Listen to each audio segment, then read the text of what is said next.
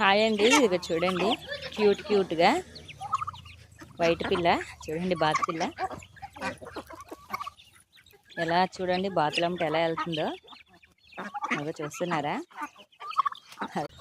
ఇదిగోండి ఒంటరిగా చూడండి బాతులంపటి. నేనైతే బోన్లో బంధించాను. ఈ పిల్లల్ని కాకులు ఎత్తుకెళ్ళిపోతున్నాయి అనమాట. అందుకని నేను ఇంకా కాకులు తీసుకెళ్తున్నాయి అని చెప్పేసి నేను బోన్లో వేసాను. మరి ఒకటి ఎలాగో బయటకు వచ్చేసింది చూడండి, వాటి జాతిలోకి వెళ్ళిపోయింది.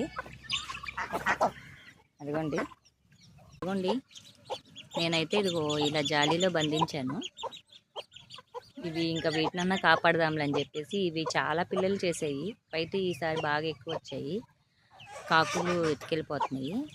అందుకనే నేను ఇంకా ఇలాగా బోన్లో పెట్టాను.